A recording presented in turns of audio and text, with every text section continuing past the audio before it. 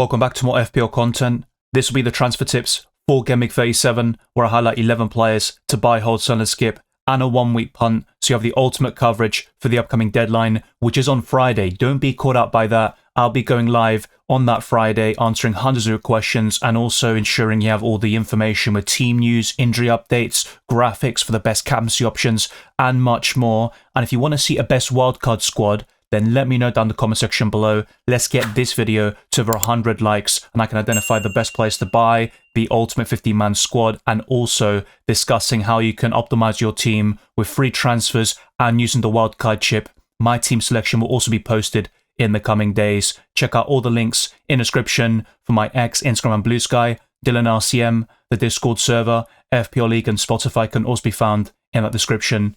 But without further ado, let's jump straight into it.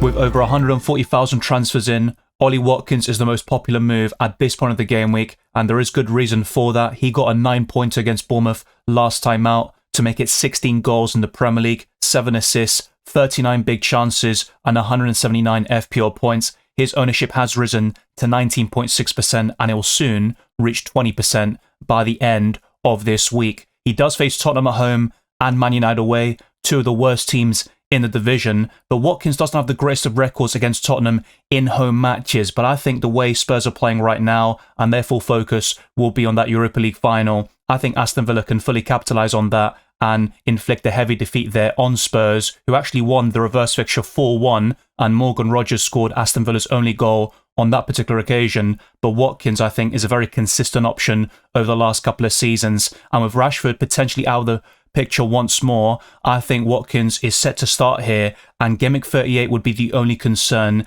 and maybe we could see Watkins having his minutes reduced as a starter, or perhaps he's going to be on the bench. But as things stand, I think Watkins will start both of the next games, and whilst you've got Evanilson, Visser, Cunha, Chris Wood, Isak, I think Ollie Watkins is another superb option, not to mention one of Haaland or Marmoush to cover Man City offensively. So you do have plenty of options in that forward line. You might even consider Vardy or Delap as a 1-week punt for Gameweek 37, but Ollie Watkins looks like one of the best forwards over the next 2 game weeks. This might be a contentious pick, but I think Cole Palmer is worth buying, facing a Man United side who are fully focused on that Europa League final and that are there for the taking, and also Nottingham Forest, who have been very inconsistent. Only 1 win out of the last 6 Premier League matches, so they definitely haven't been showing the consistency and reliability with that defence as they did in the first half of the season. And Cole Palmer only has 1 goal recently, which came from the penalty spot against Liverpool, but all the underlying stats are incredible, and I think he's got 1 big return in him for the remainder of this campaign, with 15 goals, 10 fantasy assists, 123 shots, 209 FPL points, and the ownership figure is slowly but steadily rising. It's currently at 34.1%, so his price tag has remained quite stable at 10.5 million. But every single number, like the amount of big chances at 23, 22 big chance created, 85 key passes, the XG is 16.72. All of these stats are incredible. He has underperformed. There's no doubt about it. There have been certain games where he has stat padded, so to speak, like against Wolves back in Game Week 2 and also against Brighton at home, but he has blanked very often this season and the consistency hasn't really been there, and the amount of penalties has definitely dropped from the last campaign, which has resulted in a downturn in his goal scoring. But they are still very impressive numbers for a young player, and he's got so much potential. I think Cole Palmer is one of the best captaincy options in Gameweek 37 against Man United at home, and because Nottingham Forest have struggled a lot recently, I could see Palmer and maybe even Chelsea getting some returns there and potentially a victory.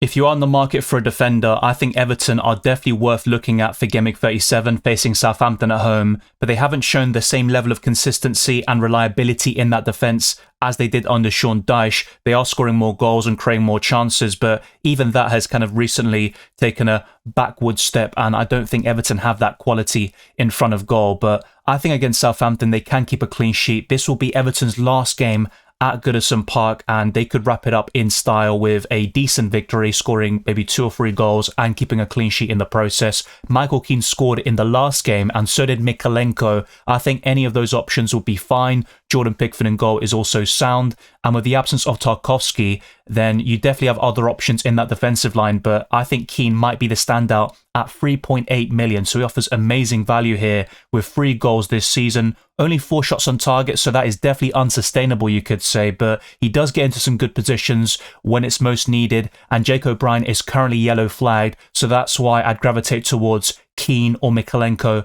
in that Everton defence. But only 41 FPL points given the lack of game time there for Keane, who has stepped in from time to time for the injured Tarkowski, for example, and also Branthwaite. But I think Keane is a decent option here, and if you want to save a bit of money and use those extra funds in the midfield or forward position, I think he'll do a decent job for Gameweek 37 at least. But like I said before, Everton aren't the most reliable of teams defensively nowadays, so it is definitely not a guaranteed clean sheet like it maybe would have been earlier this season. It was a 1-0 loss for Everton the last time they played Southampton, but that was quite some time ago, and I do think Everton can get the victory and a clean sheet on top of it to wrap up their Premier League season in a decent fashion, so to speak. But in terms of underlying numbers, you won't see anything spectacular with Keane or Mykolenko, in fact. Only 2 key passes for Keane in 12 appearances. The XG is 0.6 and 10 shots overall. So I think Keane, when he does get those opportunities, he's quite clinical, and he has shown that this season. And at this price point,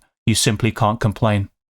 Matheus Cunha has yo-yoed between a hold and a purchase in the last couple of weeks, and I think he's currently worth holding on to. His ownership is going down, and it's currently 14.9%. And if it does go down by, let's say, 0.5 to 1% more, we could even see a price drop happen fairly soon. But he did recently go up to 7.1 million, and he was a massive disappointment in Gameweek 36, which I'll talk about in my team selection.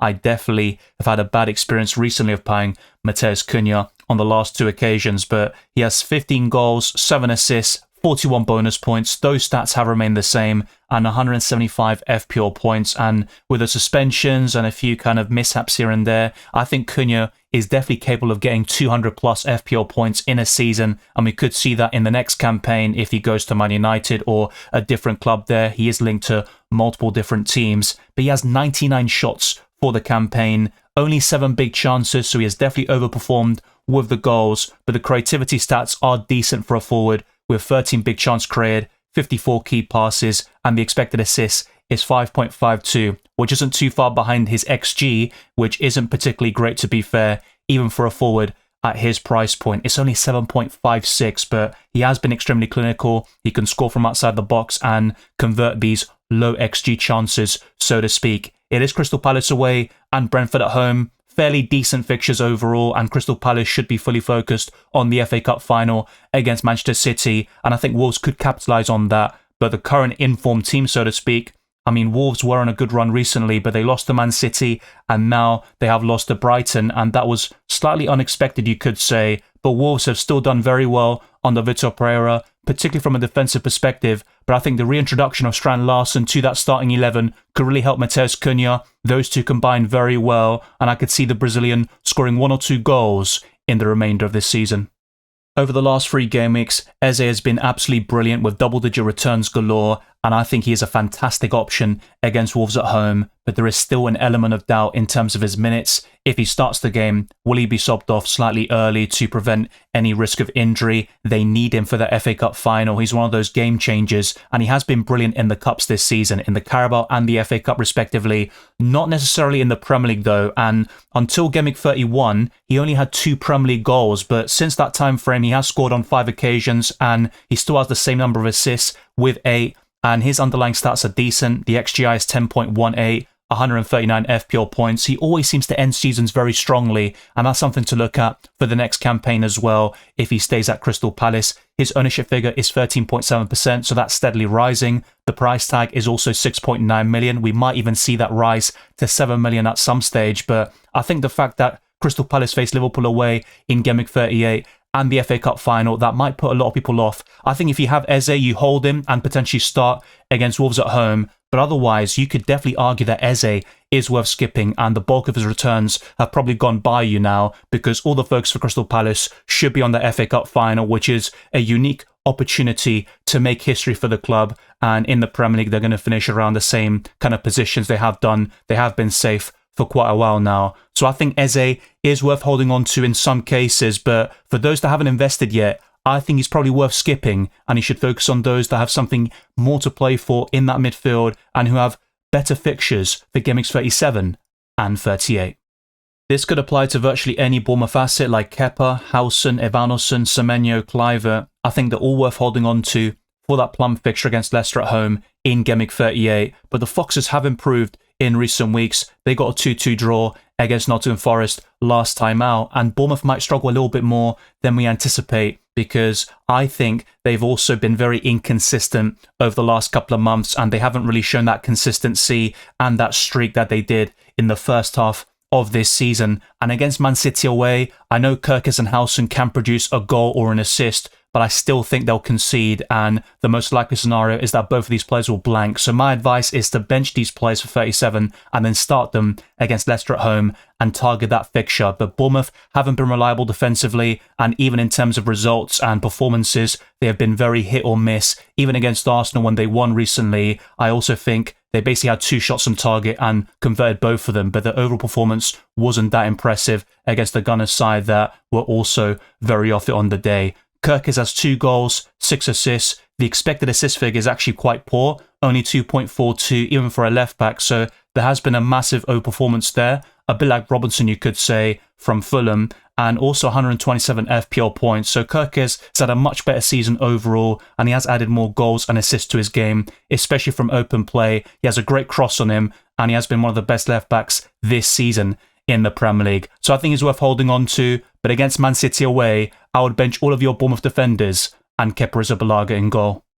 It would be typical FPL if Marmoush was sold in droves this week and he ends up hauling against Bournemouth at home and potentially Fulham away, but it all depends on his minutes. And with the return of Erling Haaland, we saw the Egyptian drop to the bench, and that's why I sold him in my deadline stream, but I kind of wish I didn't get that information and that wouldn't have resulted in that -8 hit, which I ended up taking. But sometimes these things do happen in Fantasy Premier League. Marmoush has 6 goals, 1 assist, 40 shots, 63 FPL points, which isn't bad considering he's only played 14 matches, but I think he's been very streaky, and 3 of those goals came against Newcastle with a superb first half hat-trick, but he has been off it, I think, in the last couple of games, shifting to the right side to accommodate De Bruyne as the false 9. We could see him play up front once more, especially if Erling Haaland isn't deemed ready enough to start games, but I think for the FA Cup final, the Egyptian will start and Erling Haaland could be an impact sub there, and that could have a big bearing on how Marmoush will play in 37 and 38 with the minutes. Does he start those games? And if so, is he subbed off early, or does he get a substitution appearance? I'm not entirely sure if Marmoush will start Game Week 37 and 38, and that's why he's a sell at this moment in time. And you've also got plenty of options like Delap and Vardy this week. You've also got Evanescence, Visser, Cunha, Chris Wood, Isak. So I think those forwards offer better value, and I think they also have a much higher expected minutes, and that will bode well for their FPL returns. So Marmoush has been decent since signing for Man City in January, but in FPL terms, he has been off it for the last couple of weeks. Anthony Robertson started this season on fire and got 10 FPL assists in the process. There has been a massive degree of overperformance with the XA being only 4, but that's still fairly decent for a left back, you could say. But he has been completely off it since Game Week 25, you could argue, and in the last couple of weeks he hasn't even featured for Fulham. So Session has played as the left back, and he has been the best Fulham defender to invest in right now. And facing Brentford away and Man City at home, I don't think Fulham keep a clean sheet in either match. Of course, the Premier League and FPL can be full of surprises, and maybe I'll eat my words there, but I think Robinson is worth selling, and you've got the likes of Kirkes for Game Week 38, Saliba and these Arsenal defenders there, and for Game Week 37, I'd prioritise the Everton defenders against Southampton at home, and we might even see surprising clean sheets, so to speak, from the likes of Newcastle. Maybe you look at Chelsea, for example, and I think we'll see a lot more variance in terms of who keeps the clean sheets over the next 2 game weeks. But Robinson has been a good FPL asset overall this season, but there's definitely been a downturn in form and consistency,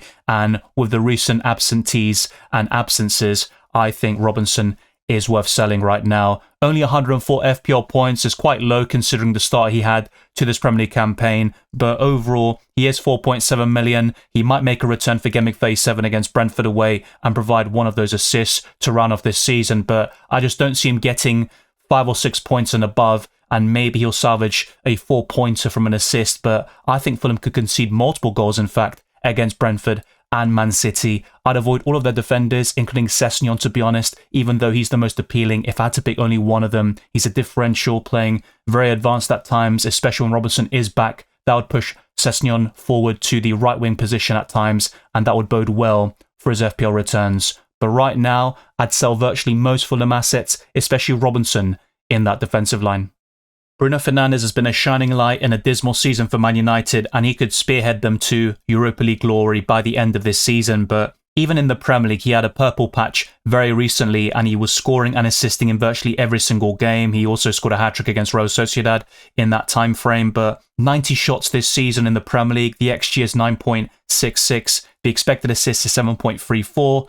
13 big chances, 17 big chance created, 88 key passes. He has been one of the best attacking midfielders in the Premier League over the last couple of seasons, rivaling the likes of Kevin De Bruyne, for example, in terms of output. And that has resulted in 8 goals, 11 assists, an XGI figure of 17 and 166 points. He does face Chelsea away and Aston Villa at home. Could Bruno Fernandes score or assist in both matches? He absolutely can, but once more, I think Man United will prioritise that Europa League final, and I think Chelsea and Aston Villa could get results there against the Red Devils, who have had their worst ever Premier League campaign by some distance. They are one of the biggest clubs in world football, but their downturn in the Premier League in the last season or two has been absolutely woeful, and they need to get back on track. Even though Europa League wouldn't really kind of make up for it, but at least it gives them something on the board, and they have won several cup competitions in the last couple of seasons. One of the key reasons why is Bruno Fernandes, who can step up on the big occasions. So you might disagree with this classification and you think Bruno Fernandes is worth holding on to, because I don't think Chelsea or Aston Villa are particularly great teams, and Bruno Fernandes can score against any single one of them. He's got the penalty duties, he takes free kicks, and he can score from open play. Those stats aren't particularly the greatest in terms of shots on target, only 28, 32 shots inside the box, but Bruno Fernandes has been clinical and he can score from outside the box and in different scenarios, which makes him a very unique FPL asset. But at this moment in time, I think Bruno Fernandes is a sell.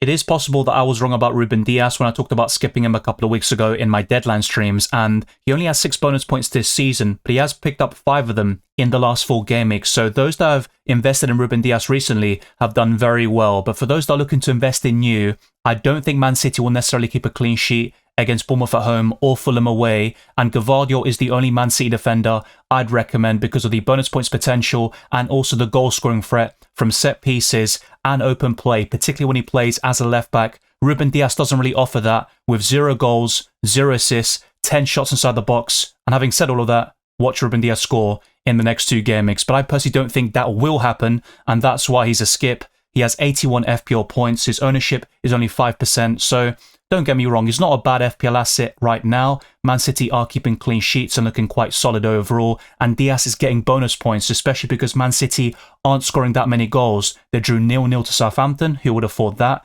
beating Wolves 1-0 on Friday night in Gameweek 35. Something else that was quite surprising there, De Bruyne was the only attacker to really step up. And they also beat Aston Villa 2-1. They beat Everton 2-0. The Crystal Palace game was a bit of an anomaly. They were 2-0 down, then they scored 5 goals and Crystal Palace capitulated. But they also drew 0-0 to Man United and beat Leicester 2-0. So if you look at those recent results since Gameweek 30, Man City aren't scoring that many goals. Only one exception there to the norm with that heavy win over Crystal Palace. But I think Ruben Dias is worth skipping now. I think City will score and create more chances over the next 2 game weeks, but also concede more in the process against fairly decent attacks in Bournemouth and Fulham. Maybe I'm wrong about this. They keep a clean sheet or 2, and Ruben Dias ends up with a very good end to the season, and he has been a good FPL asset recently. But from my perspective, if you have missed these returns from the Portuguese international, I think he's not worth purchasing at this moment in time.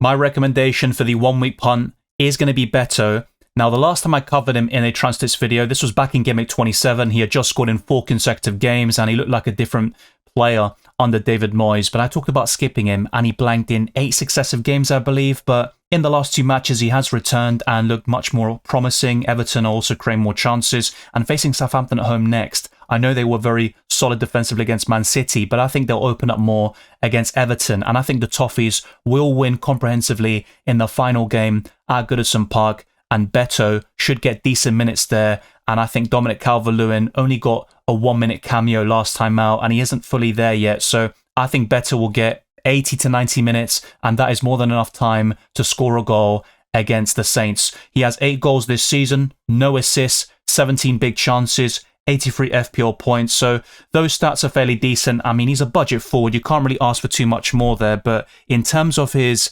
finishing, it can be erratic, very poor at times, and that is definitely something that can leave you frustrated. But if you are in the market for a 1-week punt, I think Beto could be a great option this week. But don't discount Vardy and Delap. I've mentioned them several times in this video. Depending on who you back between Leicester and Ipswich Town in their respective match against each other, I think those 2 budget forwards can also offer great value as well. I have edged towards Beto though because of the recent form and facing Southampton at home, the context of Everton's last game at Goodison Park, and also some solid underlying numbers there by Beto since David Moyes took over. But you might feel differently about it and choose to go for a different budget forward instead.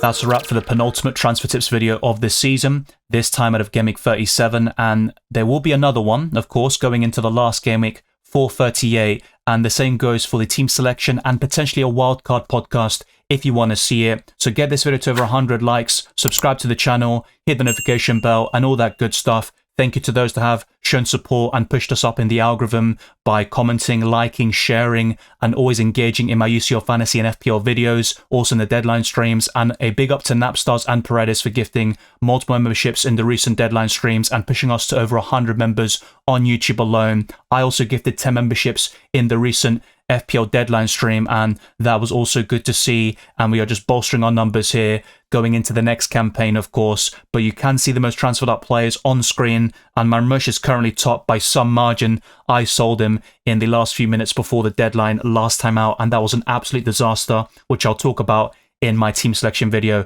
coming right up. Follow me on X, Instagram, and Blue Sky, DylanRCM, and check all the links in the description for my Patreon and the championships, for early access to my videos, amongst many other perks. The Discord server, FPL League, and Spotify can also be found in the description. I'll see you very soon for more FPL and UCL Fantasy content, which will be by the end of this month, of course. And for Gameweek 37, the team selection will be posted in a couple of days' time, and another deadline is headed your way on Friday.